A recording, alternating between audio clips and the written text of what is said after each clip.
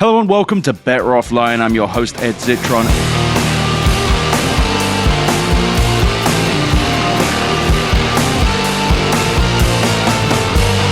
Better Offline.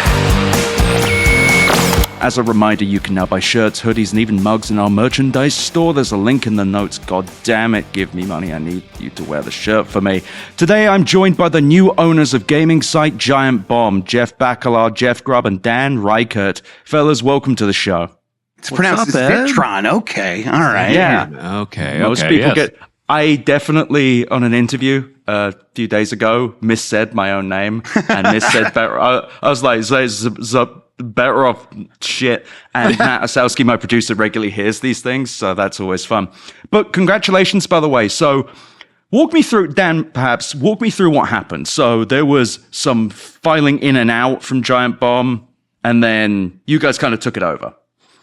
Yeah, so it's interesting. I started the longest ago in like 2014. So in terms of how the recent stuff went down, I think the Jeffs here, fellas, tell me if I'm wrong. I feel like you maybe have had some more time on the phone with lawyers. No, this is good. I like watching this guy sweat. Let's exactly. see. No, I just wanted to make sure I'm not like, I did all this work. You know, it's like, no, I just kind of fell into this.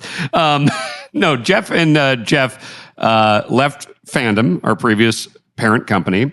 And as part of the deal, we're able to buy Giant Bomb and are bringing in, me, Jana Choa, our longtime producer, and our good friend Mike Minotti, who has been trying to be full-time at Giant Bomb for a long time. And he completely skipped full-time and went straight from contractor to co-owner of the website. That rocks. Mm-hmm. Yes. So, long history of corporate ownership and, dating back to 2008, and 4 different owners basically, and now I guess we are the 5th group. Nice. So, what is the new structure? So, you guys are all the owners. You're going to be doing the same kind of games journalism you're already doing. I know that the YouTube channel went offline. Is it coming back? Yeah. We were streaming to YouTube just right before we came here. Yeah, we were doing our Blight Club show. So, right now the structure looks like.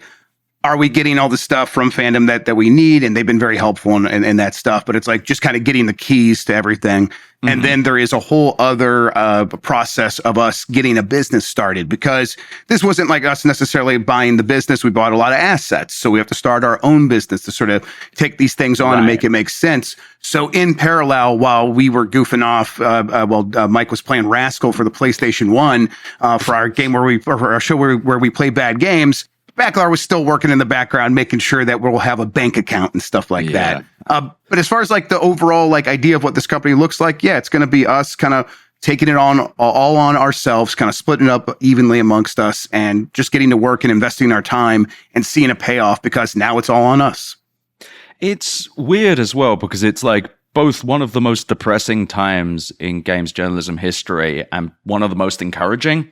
Because the amount of layoffs are horrifying, but you and Aftermath have really come out of, well, I don't want to say nowhere because it's been quite public and chaotic.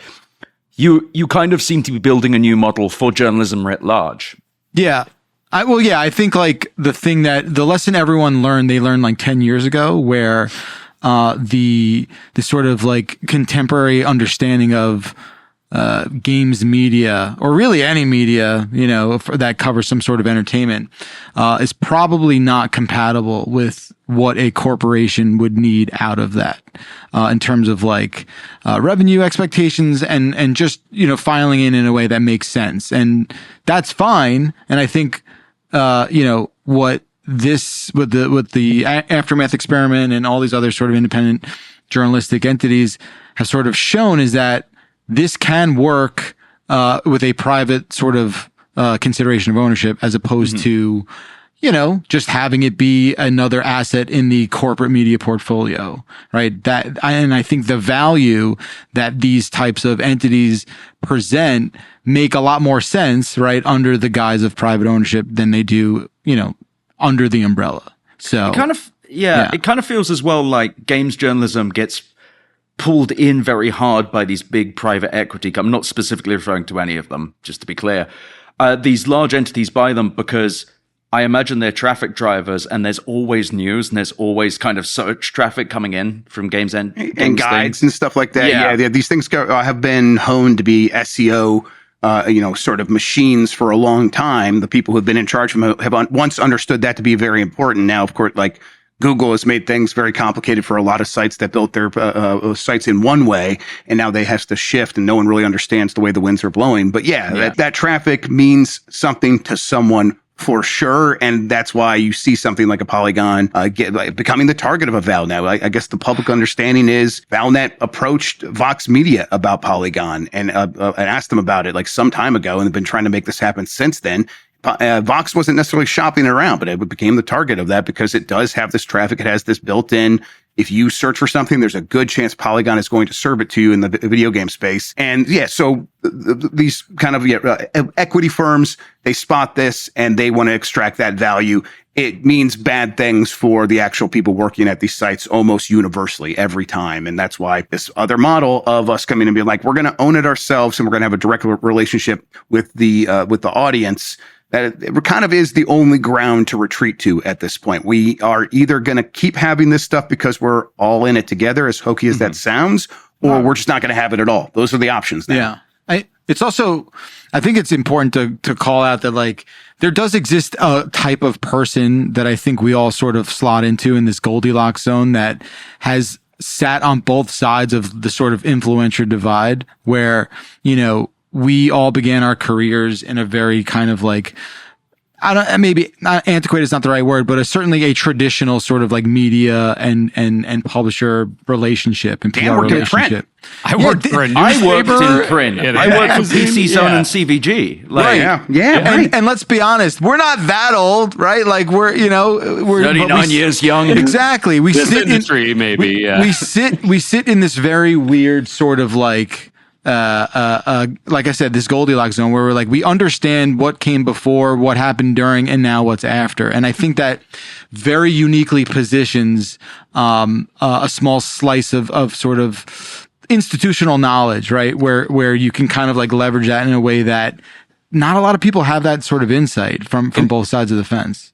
And that goes back to, the founding of Giant Bomb in 2008, because it was 4 guys that broke off from GameSpot, more traditional web-based gaming media, and formed this very personality-focused thing, like kind of in the early days of YouTube gaming personalities and things like that. But it did come from that, institutional knowledge, people that had worked, E3s dating back to the 90s and things like that. It wasn't just, some kids that started YouTubing and getting big. It kind of straddled the line from the beginning. I admit one of the saddest things for me was watching PC Zone collapse. It was the magazine I worked at, the games magazine I worked at in England. And in a different time, I think they would have come together. We would have come together and done something. But 2008 was when that happened. I was moving to America as well. But that was Future Publishing bought them. Fuck Future. I don't give a shit. Yeah, what are they going to do to me? And they repeatedly kind of do that stuff to people. So fuck them for real. Real quick on that, like I remember thinking like back when that was happening in 2008 when EGM and 1UP was collapsing. It's like it had the 1UP Yours podcast kind of lasted a few more years. They all could have easily just transitioned that into a podcast with ads for one thing, and then a direct to customer supported way of doing things on the other hand, and that really would have taken off for them. Instead, a lot of those guys had to go kind of filter into working in the corporate side for making games. The problem is with podcasts is, as you well know, like monetizing them is very difficult. I mean, people complain about the ads here. Being under iHeart Radio, I mean, it works great because Cool Zone Media and iHeart leaves us alone fairly, but people complain about the ads. It's like, have you tried starting a fucking podcast? It isn't cheap. So it's just a frustrating but great time because Aftermath's doing really interesting stuff that I feel is going to be, I feel like Giant Bomb's going to be very like classic gamer stuff, like creative, but still very much about the games. And Aftermath is doing that plus what would have been called derisively new games journalism way back when. God, do you remember that, fellas? Yep. New games. I remember that. I remember when people were talking about that. Let's talk about that Ludo narrative dissonance. There you go. Yeah. Oh, fuck. Like the start of Polygon, press reset type stuff. Yeah. What, explain that for the listeners, because it sucks, but they should know. You talk about the Polygon thing or specifically? Go ahead, Dan. Oh, it's just like games media going back to like, EGM and Game Informer, like the magazines of the 90s to like the early, web-based IGN GameSpot stuff. It was just, we were parroting press releases and it's like news stories were basically like there's a new box art for Assassin's Creed. How many guns does your game have? Yeah. Yeah, exactly. Oh, you're going to have more levels this time? Like that type of stuff. So it's like, that's why I, even back when I started, never considered myself a journalist, because I realized it's just like, okay, I'm just kind of reporting on silly things here and giving a score to a game and things like that. But I think that there's something marvelous about that with games journalism. It's why because I don't, like, Aftermath, they'll write, Gita especially over there has written like very long form, thoughtful, emotional pieces. I think that that's what's, I don't want to say missing because it's happening, but that's what makes game journalism great. You can have stuff where it's just like, I played something, it stunk to shit, it made me angry, I want to kill someone, but I love it because it's got this one tiny, like there was, I remember reviewing a game, Zona, the Skyfall movie tie-in game. Oh my God. Activision Bond game, yeah. Remarkably tight Gears of War clone. And I remember being like, this sucks, but I love it. That's great for gaming as well. But then the very deep emotional stuff. And I think that it's what lends itself to exactly what you're doing, which is this kind of, let's get together, let's make something about our hobby and our job and whatever. And the in-between part can be Giant Bomb. Yeah, I think there's very much room for both, because I remember like when Polygon was starting in like, probably like the 2013, 2014, whenever that was. And they were very much, banging the drum of like, we are doing serious games journalism and telling human stories. And it's going to be this emotional, deep stuff. And I remember looking at that and being like, I don't know how the fuck to do that. But I can tell you if Never Dead is any good, but I think there's room for both, because someone like me broke in because I wanted to work with a bunch of dorks and talk about video games and now make videos about video games. But then there are important stories to tell. And I think, to give Grubb some credit here, I think Grubb might be the best I've ever seen at balancing both. Like, he does the daily news show on giantbomb.com, and we'll cover the serious stuff and layoffs and just kind of issues facing the industry. But then he'll also, dress up like Bubsy and play Bubsy 3D for Blight Club, So I do think Grubb is uniquely qualified to do both ends of that. Yeah, and I enjoy in both. I definitely remember growing up in reading EGM or game players and being like, man, the people who are in this magazine, they have a lot of personality and they clearly fill every page with that. And I like know these people by name now. I kind of know what they're into, and I built a real connection with them. And then, that would actually lead me into some of their real reporting on stuff that mattered to them, especially in EGM and then like Next Gen magazine later. And I just remember like really enjoying both sides of that a lot. Of games are silly and stupid, and wouldn't it be fun if we took that seriously? And I really enjoyed that aspect of my job. Yeah, and CVG used to have this kind of yellow. I don't know if you ever physically read an issue of Computer and Video Games magazine. It's British and all, but they had this middle section that was in like almost like Yellow Pages style, and it was just rambling shit. It was beautiful. It's like games genuinely, like I was a loser up until like 2 years ago, and like games were the one thing that I could bond with people over because it didn't require you to be anyone. Like, I played a shit ton of EverQuest. I think it was one of the first MMO real MMO reporters in England. Ollie Welsh as well, legend. Oh sure, yeah, shouts Ollie. But it's like, and one of the leftover Polygon people. It's just, what pisses me off about all of this as well is it doesn't seem that hard to run a games journalism outlet well. You just don't hire so many people and make them do 11 stories a day. I mean, the real sad thing with Polygon is they didn't make any of those mistakes. When people saw the layoffs, they're like, oh, that's a lot of people. It's like they were successful and profitable and could have kept growing, but they had a very sort of like moderate take on, okay, yeah, we could, but let's just keep all this sustainable. And a lot of that goes down to the leadership of Chris Plant, who I just admire so much. Plant rocks. He is just, he's got such a good head on his shoulders, and it just filtered all the way down through Polygon. So it's like they were doing it right. And even Vox was letting them do it right. It's just like, even when that happens, there's that buzzsaw that's going to show up and be like, we're going to rip this thing apart and find a way to make more money from it. So here's some money. It's fucking Vox. I didn't know they were profitable. Yeah, that is so infuriating. It was a successful business, I think, is how I would phrase it.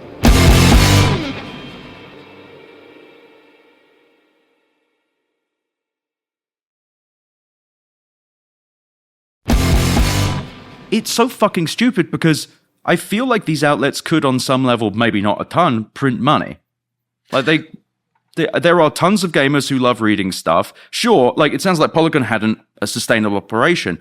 IGN is insane. I don't know. I don't know how many people work at IGN. IGN breaks on my phone. I don't know if you've tried to look at an IGN guide. Like sometimes if you scroll too fast, it just goes, nah, sorry, mate. Yeah, I gonna see have to that on have- so many sites now. It could be a You're going to have to recipe play for Ragnarok on your own. Yeah, it just goes to the top or pops up a thing and you accidentally click the wrong thing. Yeah, I hate that. Yeah, shit. the internet sucks now. Yeah, It really does. Yeah, this is not an IGN problem as much as it is Someone like should do the a show internet. about that. Yeah. Yeah, but a lot of those sites are not. There's.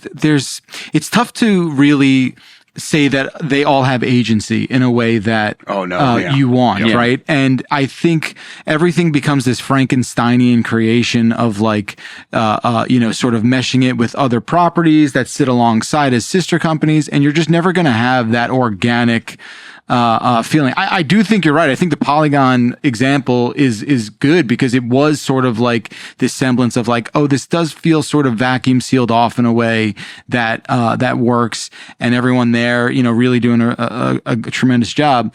But for the most part, whenever you see a lot of these massive behemoth legacy media sites, they are just this, a Voltron creation that doesn't really allow for that amount of agency that, I think the spirit of all those sites wants to be. Yeah. And I think that, like I've said earlier, they're kind of the obvious victim of any kind of acquisition partner because it's just, you can turn them into a slop shop and then immediately kill them. Right, and that's what the internet's allowed for, right? And I know that's what I read, what you say. You always have it spot on, Ed, is like, that is like, we are just sort of like willfully watching the death of everything and calling it out and just being like, yeah, that's the next ship that came into the harbor filled with ghosts, and we're just going to watch it continue on its way down to its next port of call, and that's it. It's just this parade of dead websites and dead internet. And you're familiar with the Tony Hawk's Pro Skater games, right? Of so course. I was watching. I was trying to read a story on Kotaku the other day. I can't remember what it was about. But it took me to a video instead, and there was a man talking over the video, and he kept calling it THPS. And I'm like, I don't think I've ever heard anyone say that before. And then it's like, oh, I'm listening to an AI voice. Of course I am. Of course I am. Oh, interesting. Okay. Yes, because he did it every time in the same THPS. Yeah, like no one that. says that. No one says that. So I'm just like, that's, of course, they all think they're going to be able to do that. That's the story we're going to have to keep telling over and over about what's happening with all these websites and these equity firms coming in here. And I mean, of course, I get turned off. I think most of the audience probably does get turned off when they experience that, right? Because the one thing about games, and Steven Spahn, who is an accessibility expert in the space, he used to tell me, like, why do I want to play video games? He's like, it's a currency. It's a social currency where I play something and I get to talk to someone else about it, and we get to share something. We have a connection. I mean, you said the one thing you could bond over with people was video games. I think we all get that at the very fundamental level. And so these corporations trying to find a way to take that out of there so they could save some money is obviously just going to blow up in their faces. They just don't know it yet. Yeah, and I actually think it could go the other way, though, which is, as we get more independent gaming outlets, I think that there could be real success there because I think that that's what people want to... Like, there is definitely a degree of hunger for when is a game coming out, in the same way that people Google when the Super Bowl's coming. Of course. When the Super Bowl's coming out. When the Super Bowl's happening. There we go. I do watch sports. I did a Super Bowl episode. But I think no one actually reads these outlets just to learn that. They want a gamer who has played a shit ton of games, who has a good voice to say, I like this, or I'm worried about this. And I think the worst of games journalism has been when that's been dragged out of it. And even when, like, we were doing, it was very early days of the website for CVG, when we'd have to write shit and just be like, this game's coming out, it's going to be like this. And I wouldn't say we weren't allowed to have character, but it definitely wasn't encouraged, which is strange because the CVG mag was always so rude. It was utility. You were doing utility work, right? As opposed to personality work. Right? That's kind of how it worked with like the old preview system with magazines, is because like you weren't supposed to, since the game wasn't out yet, you know, you couldn't be mean. But I remember I went to like a Xbox One pre-launch event thing and I played Rise, Son of Rome. And I remember just thinking, it was like, I think the headline I used was like, oh, it's as fun as dialing a phone number, because it's just like waiting for something to turn red, then you press the red button, then it just sucks. They're calling it Microsoft Snack. Yeah. And so I wrote that, and it was like, it had a negative tone, and the game was about to come out in like 3 weeks. And it's like, and I kind of said, like, this seems like it might suck in the preview. And I remember like both like comments and stuff and people at work being like, whoa, we can't have this much like opinion in a preview. It's like, I think I can. This seems like it's going to kind of suck, you know? Yeah, there's no rules there. I remember when Mark McDonald over at EGM said he played Too Human and said it's going to be terrible. And Dennis Dyack like insisted on coming on their podcast and talking to him about it and like scolded him for doing that for preview and said, you're going to regret everything you said when you play the final version. We'll rue the day that you insulted Too Human. I don't think he rued anything in the end. There was no ruing. Jesus Christ. But this conversation is what is fun about games journalism, because even a shit game, you have the kind of horse trading, like, shit, do you remember that terrible preview? I do genuinely miss this about games journalism. Like, it's probably I miss it more than the writing about the games, because back at PC Zone, we had like Logs, Steve Hogarty, Will Porter. We had all sorts of like fun other people like Ryan, all the people from the mag who just yell at you. And I think and actually, I'm curious your thoughts about this. I think what this industry also needs to do is rebuild the solidarity, because there was quite a lot of it in 2008. It feels like it's kind of drifted. And I feel like it's something in tech media I want to do too. I want people to come back together and realize it really is us versus them versus.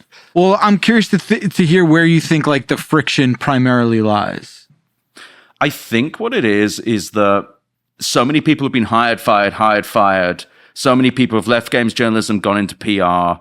And then the people that own these companies have stopped even being the classic like Future or Dennis Publishing.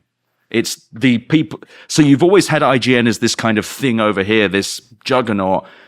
And then remote work to an extent as well has done it too. It's just there's less events when people are meeting. I don't even know how we fix this, but it's something that I'm very big in tech media, at least, trying to bring people together and be like, hey, look, it is really us versus the largest corporations in the world. Sure. I mean, that's absolutely been my primary thought that pops in my head throughout this entire experience is we really are in this together. And that I mean, when I say us, that we're in this together, I am thinking about the other people who are in this creator-driven space. So like Kind of Funny's been super supportive and helping us out and giving us pointers and stuff like that. The guys over at Nextlander have been pointing out, like Dan was on Jeff Gerstmann's show yesterday. It's like, we did realize pretty quickly when Greg Miller did take that team, Kind of Funny, to go independent, that there isn't that real competition. Like the more people that care about the kinds of the ways that we talk about video games, the better for everybody. And people can bounce around between these various sites that have a slightly different take on it.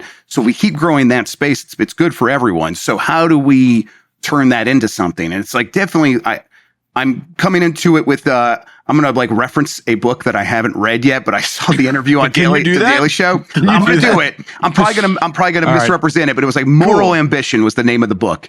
And it was this idea of you should, in the system that we have ambition to try to do big things, cool things, try to go make money. That's fine. But when confronted with a fork in the road about, hey, I could do this or I could do that, in that moment, go with the one that feels the most morally correct with you. And like now we're in this moment where it's like we could hunker down and try to make as much money for ourselves as possible. But clearly the right choice is let's work with everyone, get everyone sort of moving in the same direction, get people feeling good about this space again. And then maybe we can kind of heal some of that rift that you're talking about a little bit. I don't know. We're not going to be able to get back to people who are reactionaries that have turned to right wingers on YouTube, like AM Radio. They were never part of it. And they were never part of it. Yeah. Exactly. So we just got to focus on the ones that are there. Yeah, exactly. And there's a lot of people who are right there ready to listen again. We just got to like let them know it's cool in here again.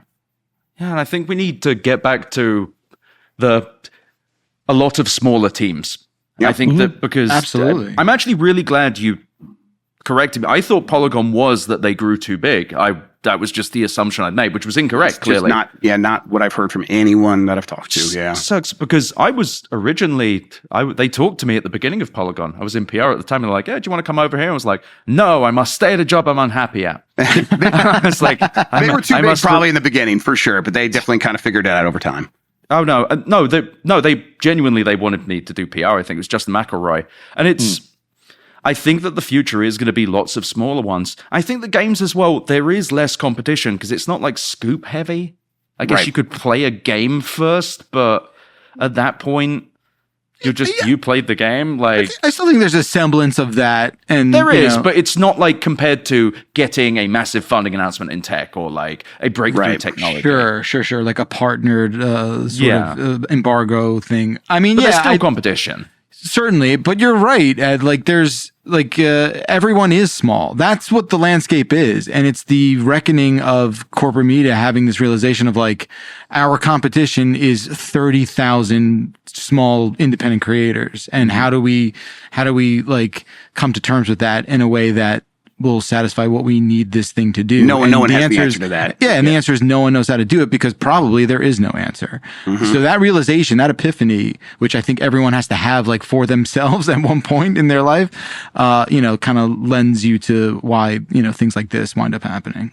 And I think that there's also the problem of all of these big entities buying things and draining all the personality out, is it's replaced all the personality with people on YouTube that post pictures of themselves frowning and saying the Dragon Age has got woke in it or whatever. Oh, we got to take those pictures of us frowning, guys. Yeah. We're going to be a big frowning-based organization. Yeah. I got to work on my pointing. Like and this is a reference as well, just to any listeners. It's like Uber driver sucked me off, and it was like the Rob Wisman picture. To anyone who doesn't know what that is, I swear it's not just me talking about that. But my favorite is The Undertaker got a podcast not too long ago, and seeing The Undertaker do YouTube faces is very, very funny. Hell yeah. That's so special. It comes for everyone. But we need the opinion. Like, we do actually need the opinion back. It's just the gaming online. I feel like I got the last dropper out of Nam sometimes, because it's like gaming online was like, oh, you don't like fucking Sonic and Mario? I will kill you. Yeah. Yep. You insult Bubsy the Bobcat? I will. I can, and I will. I have.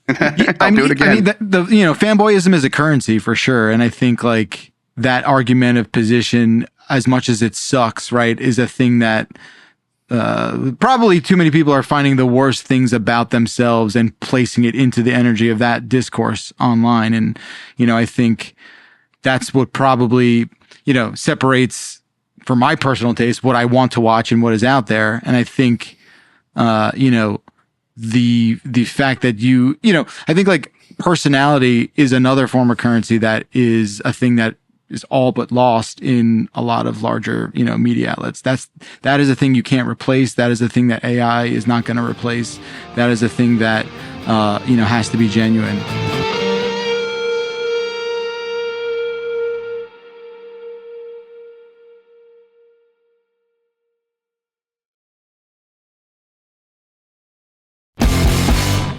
Yeah, we were asking that question, like, where's the Lester Bangs of video games journalism? That was part of that new games journalism thing, and it's like it did happen. It was probably Donkey. Like, it's probably it's probably he's like a big YouTuber. He's like just kind of does funny talking over gameplay, and he's got a pretty good eye. And Yahtzee probably thought he was. And I mean Yahtzee's definitely part of that lineage for sure. 100%. Angry video game nerd. Even angry video game nerd. YouTube guy I saw. Yeah. Yep. Yeah. I liked Yahtzee's original stuff. I really don't want to look what's happened since. It's one of those things where I hope nothing bad happened. Yeah, Yahtzee's still kind of doing his thing. I think he's over at Second Win now, which is a Patreon-backed thing. It's, And I think that every time the ground is seeded away from personality, it is kind of feeding into the right-wing type people, though, because the it isn't like you get a bunch of clicks just for being nice or loving stuff. Right.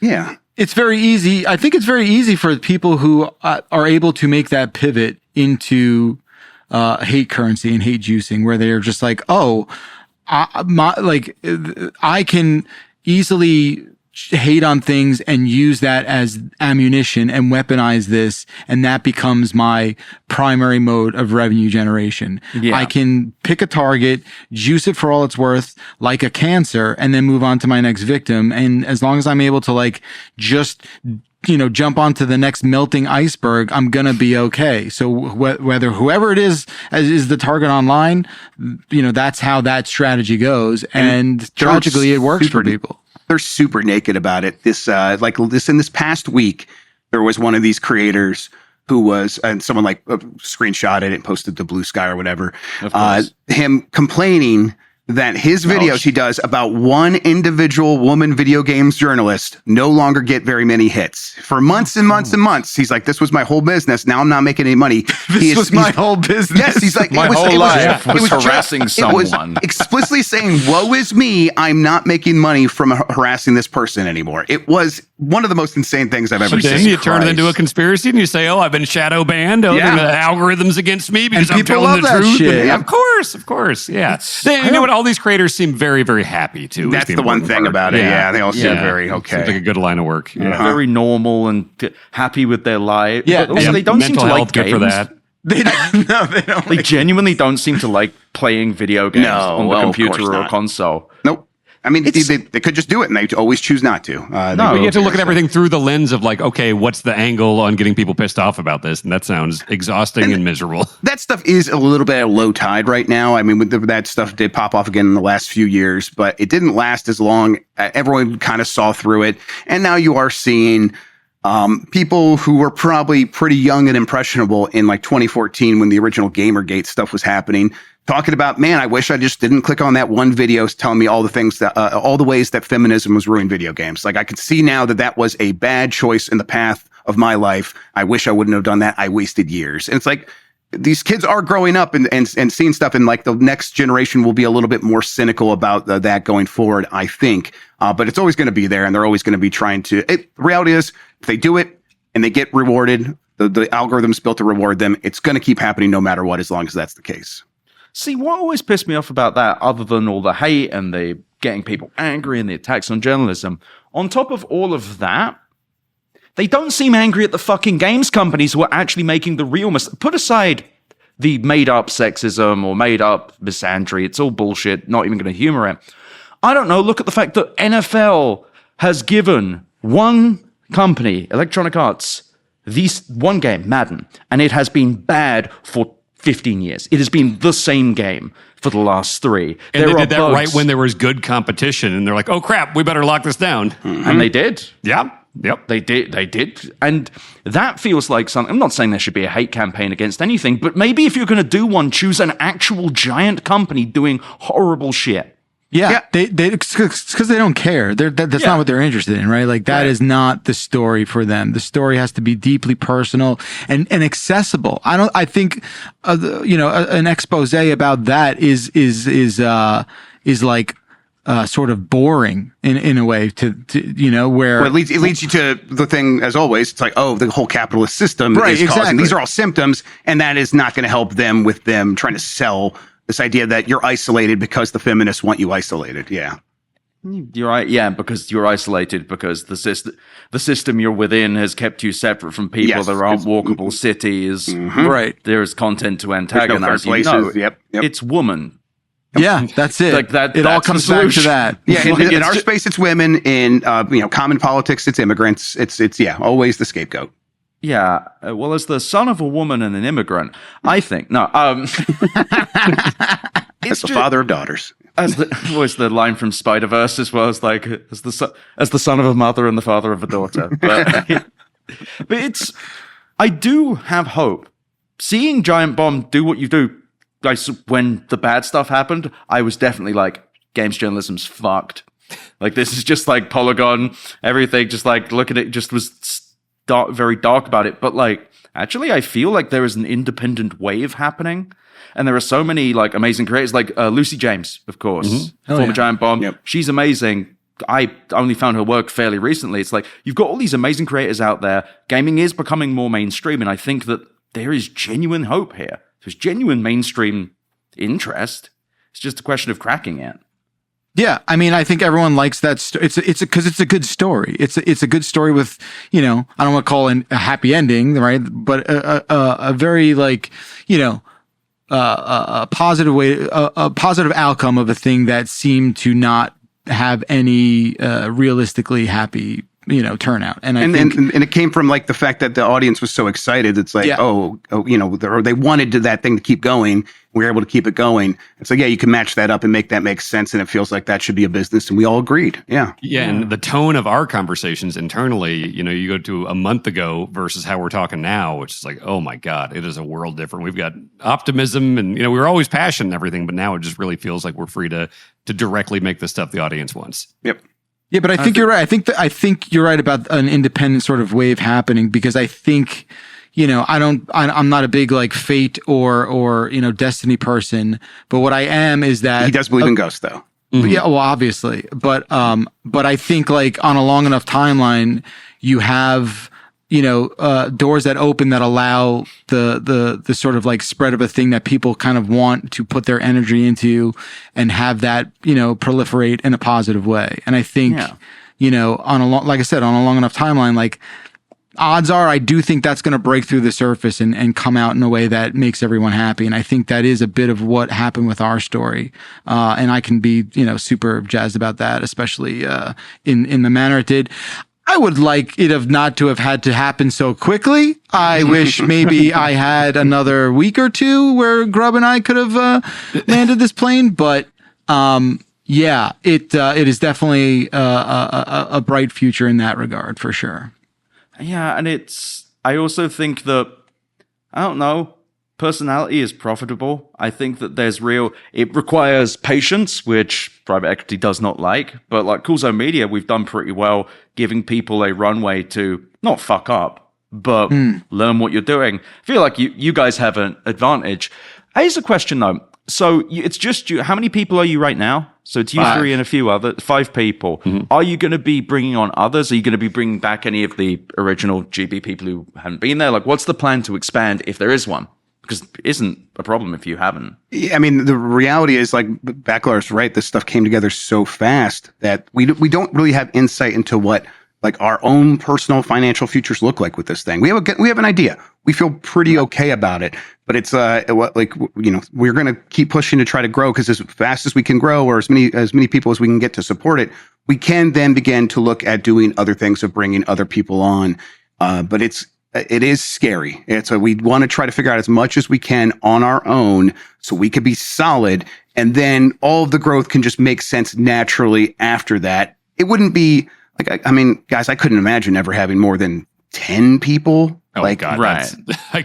It's like you said, like we haven't even seen the first dollar yet. We have no idea what to expect in terms of this. And like, even though we were a small outlet under the corporate umbrella, there was a freelancer fund and budget and things like that. So we were able to bring people on and pay them regularly and things like that. And just the business realities of it, the Jeffs here have definitely looked into it a lot, and we don't know yet. But yeah. I mean, I'm very, I feel like there was a time where people were sort of like, oh, another one of these, like, oh, how can the market handle another, Patreon or independent thing that needs, direct support to sustain itself. And, I kind of throw that argument away. I think it is truly a rising tide situation, because the independence allows for collaboration in a really positive and organic way. And I think a lot of people who tell themselves that story, whether they're, involved in the business or they are on the audience side of that, are really not seeing the forest for the trees and understanding like, no, you like look at how YouTube creators and Twitch streamers and all of these people help each other grow. It is all about genuine collaboration and audience sharing and like exposing yourself to the people who, even if it's someone who just very slimly overlaps in that Venn diagram, that is the best endorsement you can get. And I think there's, to your question, Ed, of like bringing on new people, like I don't think there's really ever a situation where we wouldn't want to collaborate with anyone. Obviously, having someone on in the full-time capacity is a limitation of just what, the business is able to bring in. But I don't think that means that in no way we wouldn't be open to really exploring all kinds of stuff with people. I mean, that's the point, right? Like that is what we talk about when we say we're in this together, as you said, right? Like that is the spirit of that. And if we don't do that, well, then we're not holding up our part of the bargain. Are you going to do any event stuff, live stuff? I realize all of this is very new, but what are you thinking? And it does not need to be specific. We announced at PAX East, the timing worked out crazy. Signatures were signed like the day before PAX East, and we were able to do this big announcement. And in the future, we've always loved doing PAX. Giant Bomb's always had a big presence at PAX and would love to keep doing that. Whether it makes sense to unless we're getting flown out for something, are we going to pay to send the whole crew out to Gamescom or something like that? Probably not. Probably not, especially not this early on. But a lot of times places will offer to fly you out for preview events or these bigger conferences, and yeah, we would, when it makes sense, we will definitely do that stuff. Well, Ed, you're going to bring us out for CES, right? In January? I don't know how the hell I'm going to get you there or where you're going to sleep, but if you happen to be in town, I'd love to have you on, because CES has become like the fucking solidarity fest. If anyone we're extending CES to 2 hours per episode to 2 a day. We're going to have tons of people on.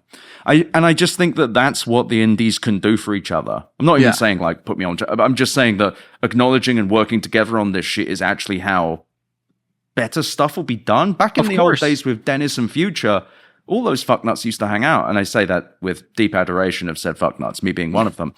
But it's just, I think that any independent listening to this needs to know that the allies are the people doing this independently too. Not to say people at big outlets aren't, but it's we only have each other.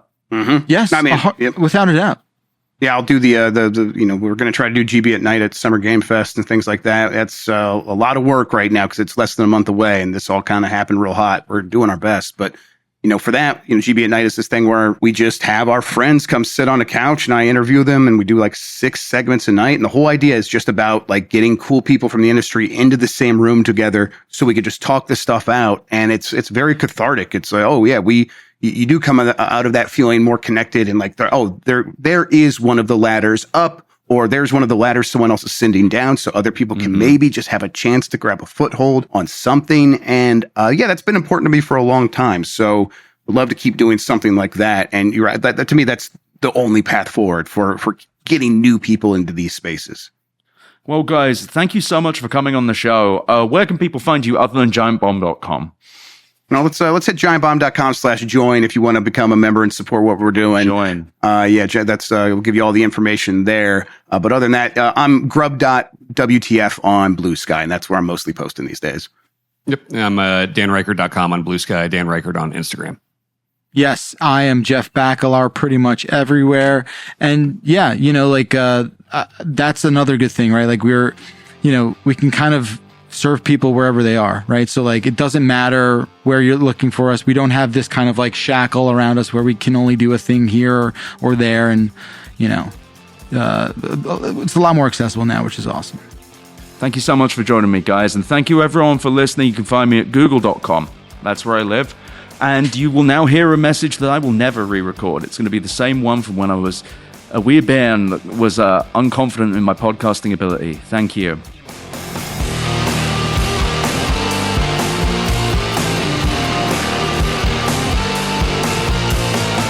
Thank you for listening to Better Offline. The editor and composer of the Better Offline theme song is Matt Osowski.